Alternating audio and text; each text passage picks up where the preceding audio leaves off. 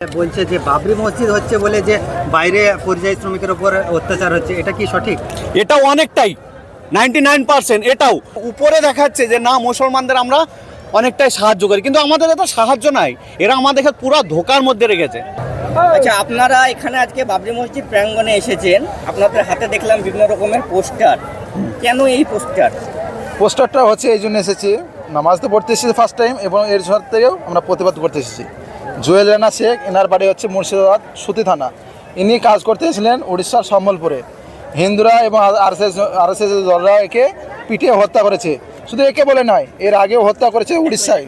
উড়িষ্যা সরকার তো দায়ী হচ্ছেই, কেন বারবার এখানে যত বাংলার পরিযায়ী শ্রমিক যাচ্ছে সেখানে হেনস্থা হচ্ছে, এমনকি ওর মধ্যে অনেক কজন মারা গিয়েছে এবং অনেক কজন হেনস্থা হয়েছে। এর জন্য পশ্চিমবাংলা সরকার বলছি যে এর জন্য দ্রুত ব্যবস্থা নিতে। এর পরিবার কি হবে? এ তো মারা গেছে আর ফিরবে না, তো এই আর্থিক অবস্থা দিক দিয়ে কী হবে? আপনারা কার কাছে দাবি রাখছেন? মুখ্যমন্ত্রী মাননীয় মমতা মুখ্যমন্ত্রী বন্দ্যোপাধ্যায়ের কাছে কি দাবি রাখছেন? দাবি রাখছি এই যে ইনি তো মারা গেছে, তো ইনার তো কিছু আর ফিরে পাওয়া যাবে না রাখে, তাই ইনার পরিবারের দিক থেকে কিছু আর্থিক ব্যবস্থা যদি দেয় এবং একটা চাকরি বাকরি কিছু যদি দেয়।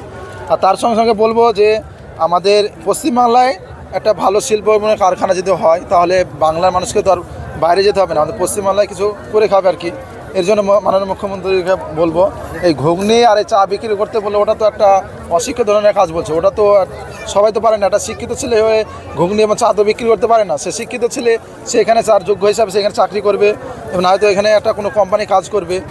বলছিলাম আমরা যে এই বারবার যে এই জিনিসগুলো আমরা দেখতে পাচ্ছি, এর তো আমরা কোনো সুনিষ্ঠ বিচার পাচ্ছি না।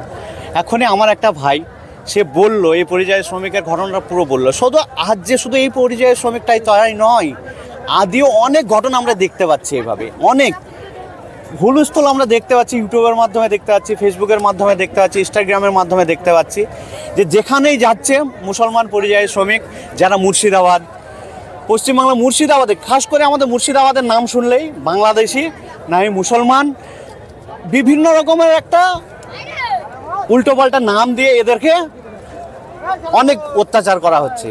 আমরা মাননীয় মুখ্যমন্ত্রীর কাছে চাই, আমরা চাই না যে আর পুনরায় যেতে আমাদেরকে বাইরে গিয়ে সেখানে কাজ কামের মধ্যে থাকতে হয়। আমরাও পরিযায়ী শ্রমিক, আমরাও খেটে কমনে খাই, কিন্তু আমরা চাই যাতে আমাদের মুর্শিদাবাদের মধ্যে কোনো শিল্প হোক যেখানে আমরা পরিযায়ী শ্রমিকরা কাজ কাম করে খেতে পারি, গরিব মানুষের দু টাইম যাতে রুটি পাই। কিন্তু আজকে আমাদের সেইগুলোই হচ্ছে না। একের পর এই হেনস্থার মধ্যে আমরা থাকতে চাই না। পরিযায়ী শ্রমিকের উপরে বারবার অত্যাচার, এটা কেন হচ্ছে বলে মনে করছেন? এরা কথা হচ্ছে সবাই তো জড়িত রয়েছে, একে অপরের সঙ্গে জড়িত রয়েছে। এরা আমাদের উপরে দেখাচ্ছে যে না মুসলমানদের আমরা অনেকটাই সাহায্য করি, কিন্তু আমাদের এটা সাহায্য নাই, এরা আমাদেরকে পুরো ধোকার মধ্যে রেখেছে। আমরা এই ধোকার মধ্যে চাই না। কোনো এক ক্লিয়ার করতে হবে আমাদেরকে। ক্লিয়ার বলতে গেলে চাই আমাদেরকে এখানে কর্মক্ষেত্র তৈরি করে দিতে হবে, আর তা না হলে কঠোরভাবে এদের ব্যবস্থা করাতে হবে। একটা রাজ্যের মুখ্যমন্ত্রী যে গোটা রাজ্যকে চালাতে পারে, সে সামান্য এই যে হত্যাকারীদের, এই যে অত্যাচারীকারীদের, এই যে আরএসএসদের, এই যে আরএসএস হিন্দুবাদীদের, এদেরকে কিছু করতে পারে না? অবশ্যই করতে পারে। যে একটা রাজ্যের মুখ্যমন্ত্রী, সে পারে না? অনেক কিছু করতে পারে, তার হাত অনেক লম্বা, সে কেন্দ্র পর্যন্ত অনেক কিছু করতে পারে, কিন্তু ইয়া কিছু করছে না। তার কারণটা হচ্ছে একটাই, যে আমরা মুসলমান পরিযায়ী শ্রমিক তাই। আর যদি এখানে কোনো একটা হিন্দু হতো, তার বিরুদ্ধে অনেক কঠোর ব্যবস্থা হতো। কিন্তু আমাদের মাননীয় মুখ্যমন্ত্রী, তাকে আমরা ভোট দিয়ে খাড়া করে তাকে সিংহাসনে বসিয়েছে, কিন্তু সে আমাদের জন্য কিচ্ছু করছে না। তাই লোক এখন পোস্ট করছে যে বলছে যে বাবরি মসজিদ হচ্ছে বলে যে বাইরে পরিযায়ী শ্রমিকের উপর অত্যাচার হচ্ছে, এটা কি সঠিক? এটাও অনেকটাই 99% এটাও কথা যে এটাকে কেন্দ্র করেও এখন ওরা সেটা আবার তুলে ধরে বলে মুর্শিদাবাদে বাবরি মসজিদ হচ্ছে, এরা সেই মুসলমান বিভিন্ন রকমের একটা কথা বলে আবার অত্যাচার করছে। কথা হচ্ছে মাননীয় মুখ্যমন্ত্রীর কাছে আমরা বলতে চাই, এর আগেও তো আমরা দেখেছিলাম যে বাবরি মসজিদ না হওয়াতেও এর আগেও প্রচুর অত্যাচার হচ্ছিল যে পরিযায়ী শ্রমিকের উপর।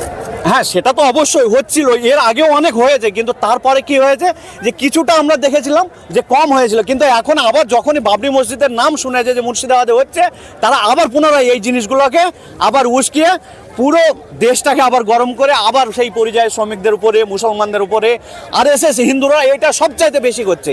এটা কি পারে না মাননীয় মুখ্যমন্ত্রী এটার বিরুদ্ধে স্টেপ নিতে? অবশ্যই পারে, কিন্তু উনি নিচ্ছে না। আমরা চাই যাতে এর সুস্থ বিচার হোক, আমরা সেটাই চাই। আপনার নাম এবং পরিচয়টা বলবেন। আমার নাম সাবির আহমেদ, গ্রাম জয়নগর, ঠিক আছে, রেজিনগর থানা।